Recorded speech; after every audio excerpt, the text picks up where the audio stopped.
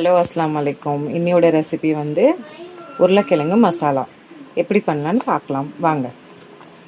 கடாய் சூடாயிருச்சு. 2 table spoon oil போட்டுக்கலாம்.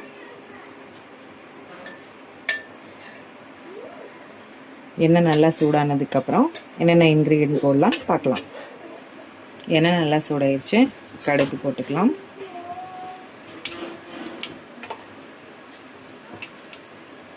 ½ teaspoon மஞ்சள்தூள்,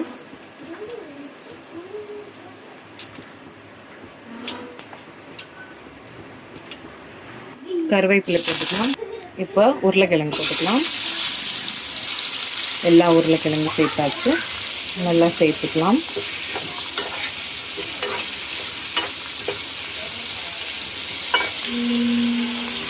ஒரு table spoon salt, table spoon மிளகாத்தூள் சேர்த்துருக்கோம்.